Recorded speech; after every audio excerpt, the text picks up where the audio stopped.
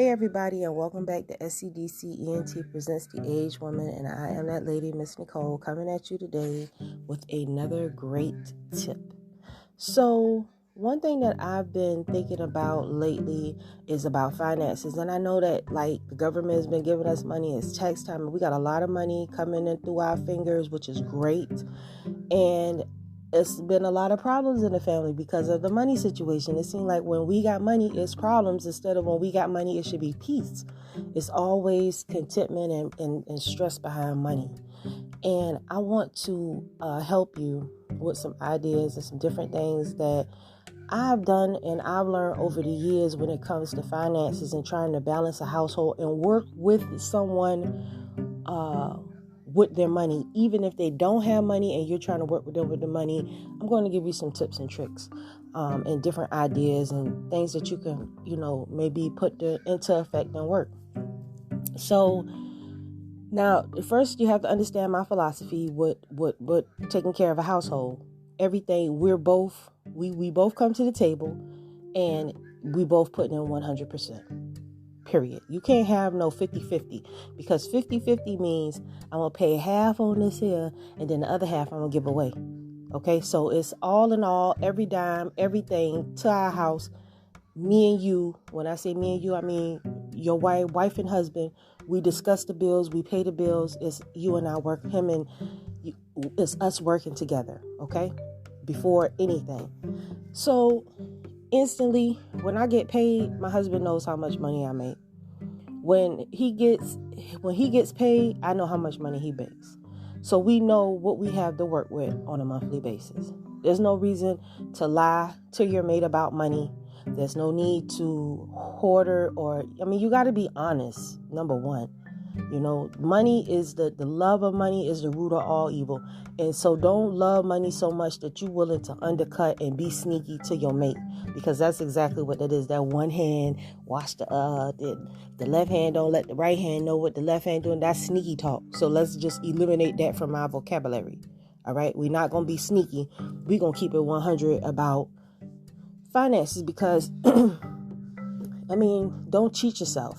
If you, and it also too, it depends on the person that you're working with. So I'm just going to put my disclaimer up. If you have somebody that is clearly not willing to work with you and not come to the table with you the same way that you're coming to the table, I understand. Okay. But we're going to work with that too. We're going to work with that too. So, but right now I'm helping you come up with a strategy, something that you could bring to the table. You could develop, you could take my ideas, put together something that you could bring to the table for you and your husband or you and your wife, and y'all come up with something that works with the house as far as the finances. So what I do is, as women of the house, we have extra things that we take care of. Like we buy cleaning products, we buy the things the kids need, we buy the dog food, cleaning products. I said that already. Toiletries, different things like that. We buy socks, underwears. We buy it for ourselves. We buy it for the kids. We buy it for our husband. So our money, whenever we get money, our money goes fast.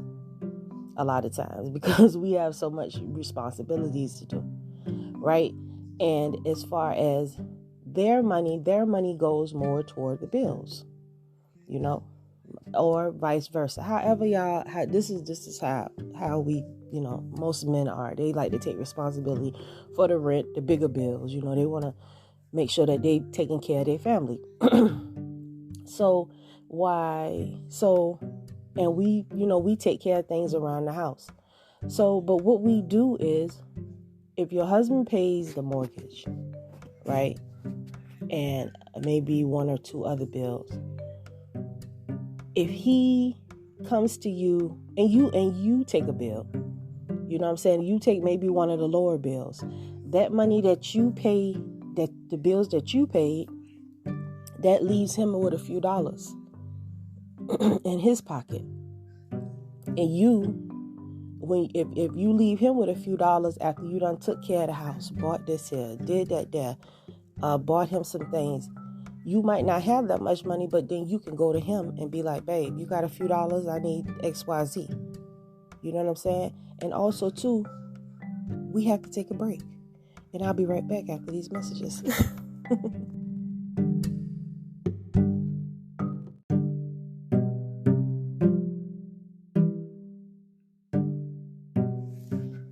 Hey everybody, and welcome back to The Aged Woman, and I am Ms. Nicole, and today we are talking about financial strategies that you can use in your house to help manage that financial stress that you've been feeling around the house and in your relationship. Now, like I said, truth be told, whoever brings home the most money should technically take care of the largest bills. Whoever brings home the most money should take care of the larger bills. If you make more money than he do, then yes, you should pay the mortgage and whatever expensive bills you have. You see what I'm saying? And he should handle the leaser bills and different things y'all need around the house.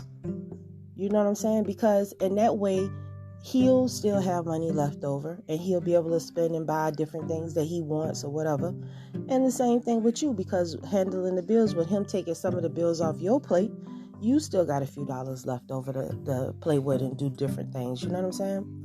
But we also too have to get out of the mind frame of, I got to have this new this and this new that. We have enough. I mean, once you have a certain amount of clothes, you don't need to keep buying clothes. You don't need to keep buying shoes. You don't need to keep running to buying hair and pocketbooks. All that is just materialistic bullcrap that is just wearing your pockets out. It's and you wondering where your money going, but your money is going to a lot of frivolous bullcrap. Buy your husband a nice set of clippers, let him watch a few videos, or get his friend to cut his hair, and he can cut the boy's hair. You can learn how to braid, or get one of your friends to keep you and your girl's hair done. You know, it's a lot of ways to learn to save money. And we as black people, as soon as we get it, we go on to buy it. We don't need big screen TVs and all this stuff. We don't need it. We need the basics. We need to learn to hold on to a few dollars in hard times. You understand? I'm guilty of that. Because like me, when I get somebody, I love tricking on me and my husband. I love tricking on us. If I get a few dollars, like I spend some money on like some herbs. I buy like some foot spas and some different things that we want to make our life better around the house. You know, my husband just had a stem cell therapy transplant, and I had got into understanding herbs. So I was spending like a lot of money on investing in buying herbs for him, for me to medicate and help him through his transplant. And so I invest my money on things that I can see. Like if I'm like my garden, I went and spent some money on some high quality grade food for them this year, you know, so I get beautiful food and results. You know, I invest in my garden. I invest in my house with my money. When I do call myself tricking on us, you know, it's with things that we need, and I never buy anything for myself. It's always something for us. I don't think about myself, because I have everything that I need. And if I want anything, then I'll go out and find me something. I'll buy something that I want maybe from time to time. Like I wanted a rolling pin really, really bad. And I just kept going around looking for a rolling pin. I found a rolling pin. I've used it one time since I bought it, and I had it for like 5 months. But I'm going to use my rolling pin. But like I said, my point in saying everything is you have to understand that nobody wants all their money gone every week. Nobody wants to work hard for their money and not have $2 at the end of the week, or they got to borrow money. It is wonderful when you cooking dinner at night to save some food over for your husband. Because men, if you pack them a lunch, they won't even spend no money. When you cook dinner, you should always cook extra to put a plate up for your husband to take to work the next day. Why is he shouldn't have to buy lunch, and you shouldn't have to either. You know, you have to think about things like that. You know what I'm saying? Make sure you buy your kids and husband fresh, clean, new underwears and socks every winter. In the fall, winter, and spring, everybody in our family get new socks and drawers. That's just like part of the thing. We throw away all the old drawers, all the holy socks, whatever. That go in the trash, and we get new, and bras. We get new underclothes. You know, when you're taking care of the house, that's how you make sure your family stay good. You have to think about them. And especially when you got kids. Oh, Lord. That's a whole nother plan and strategy in itself. You know? But we'll be right back right after these messages with the conclusion.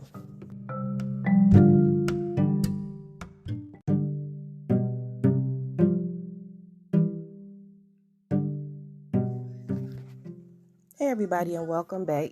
This is that lady, Miss Nicole, coming back at you with SCDC ENT presents The Aged Woman. And we are talking about financial strategies. And we just ended with the kids. And listen, I don't know what it is, but give your kids a few dollars to have in their pocket every week. Give your kids a few dollars to have in their pocket. Don't let your kids go to school if you can help it. I know it's hard for us to have some money, but it ain't nothing to just get them babies a couple of dollars to have in their pocket. Don't let your kids go to school with no money. If they see something, some juice or some cookies or something, give them a few dollars and let them have what they want. You understand? It's a beautiful thing for your babies to be at school, and with them people oppressing them the way they is, they could pull out a 5 on them and get them some cookies or something. Everybody else kids straight. Why yours not? Or you pack them a lunch and put them something sweet in their bag so they can have something fun. Have them kids a snack. Make sure you feed the kids good. Make sure they got plenty of toilet paper, toothpaste, deodorant. Make sure they have that. It's at the stuff is at the damn dollar store, y'all. Ain't no reason why, if you got 5 kids, you don't buy 6 or 7 damn tubes of toothpaste. Two 24 packs. And the Scott tissue is the best tissue, because the Scott tissue, even though it's thinner, those of y'all who like to roll up them toilet paper, them gloves of toilet tissue around your hand, Scott's goes a long way. And you could get a 24 pack at Walmart for like $9 and some change, or $12.99 or whatever. Buy toilet tissue like that. Don't have these kids living the way that you lived. That's the only reason why you go to work every day. That's why you working so hard. It's because you trying to make sure your kids have. But for some reason, you only can think about what you want and you need. And it's not about you. You leave out your house every day to make sure your kids do not go through the shit you went through and with lack. You go through what you go through so your kids know what's going on out here in these streets. And for you not to talk to them and let them know and tell them the truth and educate them about where they come from, who they are, is a travesty. These kids should already know about slavery. These kids should already know about Black Wall Street. They shouldn't be learning. We know that. Everything that you know, your kids should know. And if they don't know that, whose fault is that? If your kids failing in school and they don't know how to read, whose fault is that? It's yours. So, please, financial responsibility to your babies as well. It's not good for them just to get a pair of shoes at school time, at the beginning of school. Y'all, shoes and clothes and stuff, if you can spend $300 getting your hair, you can spend $300 on your kids. Y'all some selfish women, I swear for Lord. Selfish. I would never consider spending $300 on anything for myself and my family not have a part in that. We have got to rethink ourselves. We cannot be selfish, stingy, and greedy, because the money is to help us live better, not to hoard and be selfish with. Y'all learn that from y'all oppressors. They teach you to be greedy and selfish, like it's not enough to go around. But if you open your heart and take care of them, it's a dollar store. If you got 3 daughters, everybody get a pack of pads and tampons when you once a month, so they straight. And it's not clogged off in your room and in the closet. Everybody can use the shampoo and the conditioner. Everybody got the things that they need, because you're not being selfish and black-hearted. 90% of the problems in the Black community is the woman. 90%. Because we refuse to acknowledge our part in failing our children, wanting to be liberated because we want to go to the club and fuck every night. It's our fault. And we have to correct that immediately. Your greatest possession, your greatest anything is your children and your family. Nothing else. Not your business. Your business is your family. And there's nothing greater than that. And if you think that, you done missed the boat totally. There's nothing more important than what you got at your home. Because that's the only reason why you leave the house, is to take care of them. The Bible says that a woman should be known by her works. What does your work say about you? We'll be right back after this message.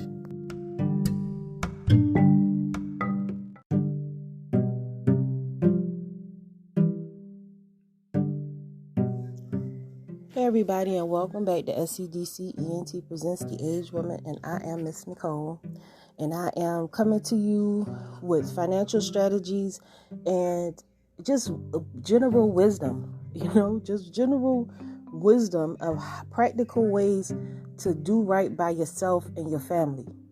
If you don't have a man and it's just you should be working hard to take care of your kids. It ain't nothing wrong with being home at the house. You go to work every day, you stressing for what? To run the streets on the weekend with your girls and get your nails done, $150 fucking nails. I mean, it's absolute madness and betrayal and just treasony. It's just treasonous for you black women to continue to go to these nail shops and hair stores, buying hair from these people who say y'all violent against them. And I have never seen a black person do anything to a Chinaman, but I have seen them do a whole lot of stuff to us. And I told you it's not cool. But I mean, y'all just don't care. It's like, where did we go wrong with having some dignity about ourselves? How can we change our children if we don't even give a darn about ourselves? To the point where we'll crash our car into somebody else's car if they take our spot somewhere. I mean, we have no edit button as women no more. We have no edit button as women. We don't even give a damn about what's right. We know what's right, but we gonna do the opposite any damn way. I mean, come on, y'all. Come on. You done ran your man off. You're bitter. Now you got all these bills to pay by yourself. But that's what you love.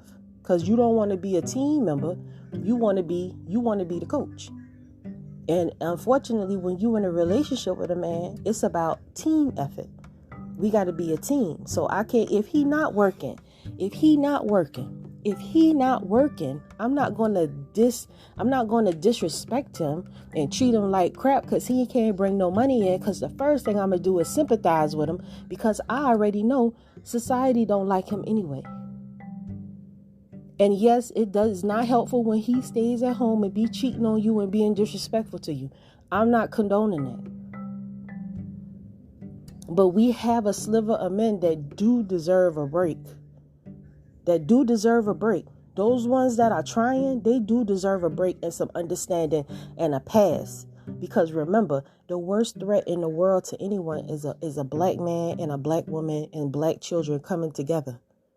So if we can keep our men, if they can keep our men away from us because we too busy trying to live our ghetto fabulous life, they won.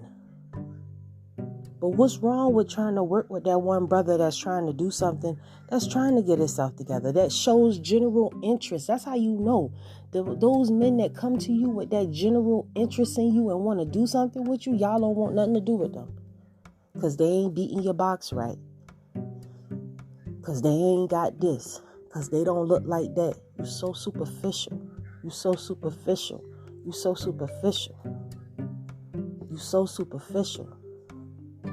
And your superficialness is what's going to have you alone and by yourself. Because the ones that show general interest, that could see that spark in you and that could elevate you to being a better person, even though they might not be where you think they should be, you will pass them by for Pretty Tony and Pretty Ricky. The ones that don't want nothing to do with you. The ones that's going to hit it and quit it. The ones that's going to hit you, your friend, your cousin with no remorse. That might even try to touch your kids. The ones that you got to work with, because that's the one you chose. You chose wrong. You don't choose no man. You let the man choose you. When a man chooses you, it's authentic and it don't hurt so bad. It's gonna be problems, but it ain't gonna hurt so bad because he got a general interest in seeing something with you. So you don't choose him. You let him choose you. That way he gonna work to keep you, and you allow yourself to be kept. Because God don't send us good men all the time, and they are very few and far. But when you find one that shows interest and love for you, you hold on to that motherfucker with 2 legs wrapped around him. Because that's what makes sense. Because you don't choose no man. He gonna come to you and choose you. And when you allow yourself to be chosen, that's a beautiful thing. Till next time, shalom.